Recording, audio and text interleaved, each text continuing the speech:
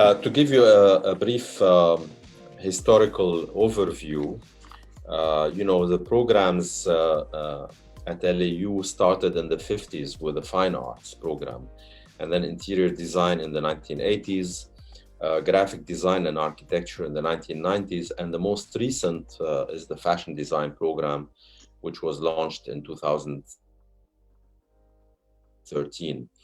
Programs were under different schools of engineering and architecture and School of Arts and Science, until 2009, when the university moved to create the independent School of Architecture and Design.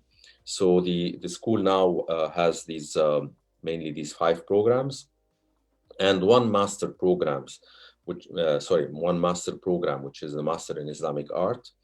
And we are, of course, planning now to open some new master programs that we'll discuss later. So this is a brief overview of the school. I think we're moving gradually, like most schools in the region and around the world. We're moving gradually to incorporate those digital tools, in the process of education. They were already 20 years ago. We started by incorporating digital tools in architecture and graphic design, in the process of developing projects and renderings and also developing designs out of specific tools. But there's always this kind of debate between the manual and the digital, especially in the fields that relate very much to practices that remain fundamentally manual, like architecture and interior design. I think in graphic design and in other areas, we may, of course, move more ahead in terms of introducing digital media and animation and other courses. So I see that, of course, there's a possibility for more maybe leaps forward in those areas than in others. In fashion design, we're also introducing a course now in digital making and digital fabrication, but the majority of courses remain studio-based, where you have to learn within the studio and you have to use your hands in making, the models, making the templates for the products that you are doing. So, I think overall, what this experience has taught us over the past 6 months or 9 months is that no matter how digitally we may be advanced, there's the part of interactive sort of experience that remains necessary in the field of architecture, the visual arts, and the fine arts. It's complementary to what we are offering in terms of other design majors, and frankly, we saw that there was a kind of there was a lack of programs at the university level here in Lebanon that offer fashion design. It's offered within more of vocational school types, and we wanted to offer a program within the university setting where students can also benefit from university level courses, and also to offer it at a world-class maybe level through the collaboration with London College of Fashion and through the sponsorship of SArD. We try to give it a distinct kind of flavor. We're not the only ones who have fashion design program now in Lebanon. Others have maybe worked before us, and others have followed us. But I think we are, like in any other program, we try to give it our distinctive flavor by this kind of international association, and also by exposing students to new ideas and new techniques of work. Well, we are an American institution operating in Lebanon, so we are mainly we're mainly interested in getting American accreditation, not British or other forms of accreditation. And for this, we really went to the 2 major associations that accredit programs.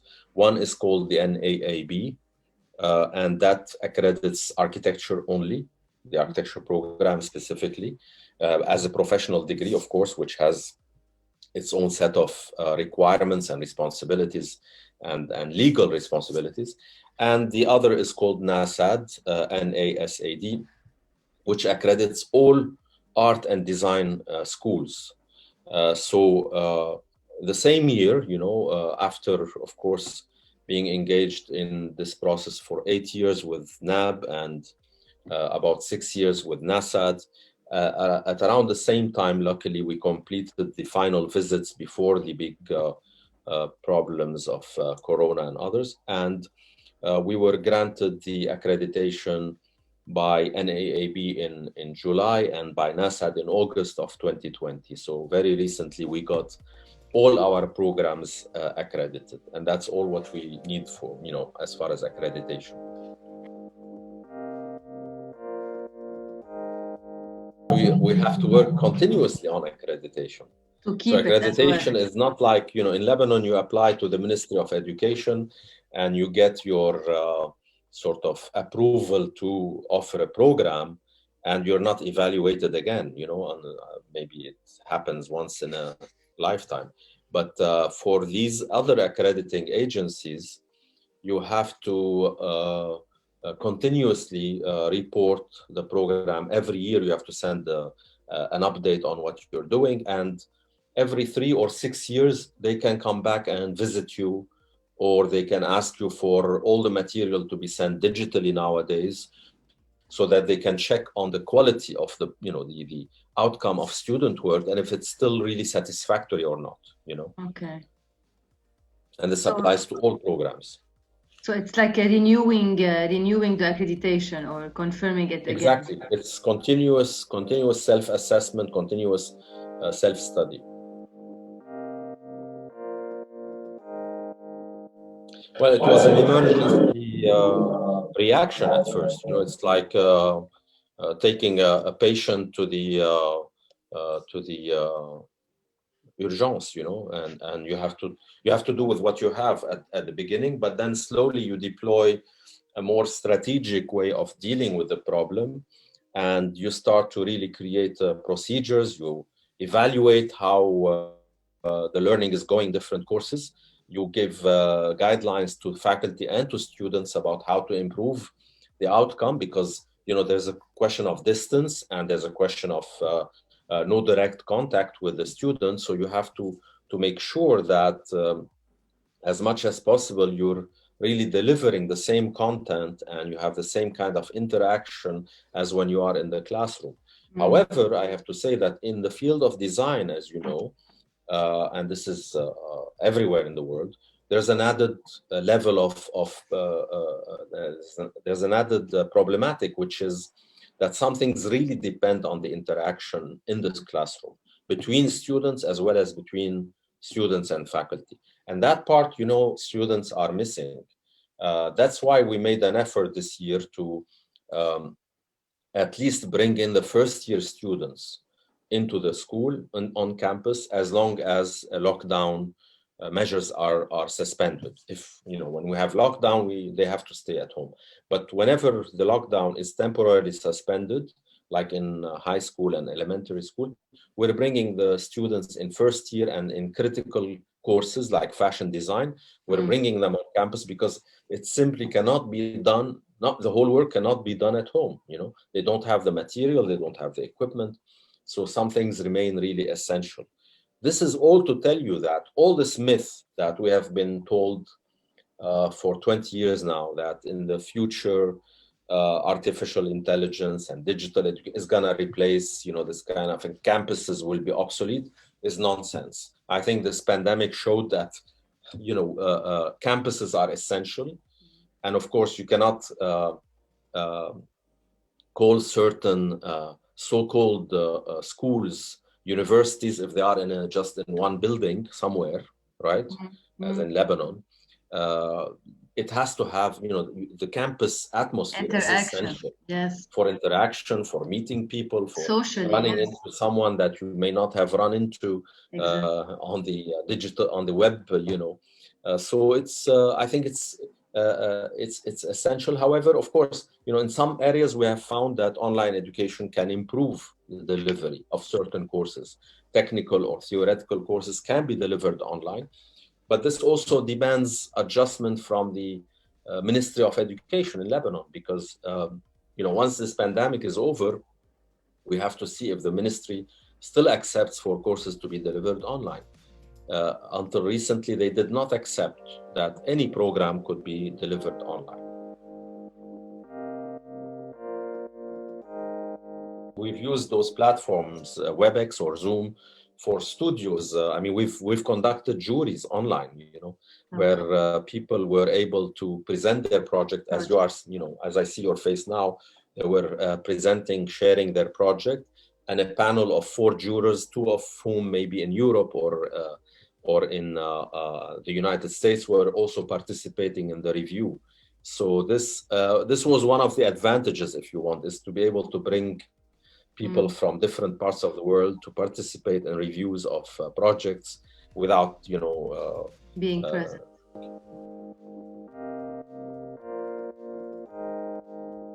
Well, first of all, I want to say that the architecture program, the interior design program, graphic design program have all launched their exhibitions online last spring.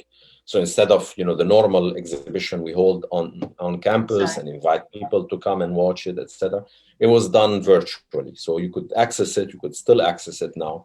And I think there's a piece of news just recently on the school website about the latest graphic design exhibition that went online for fall 2020.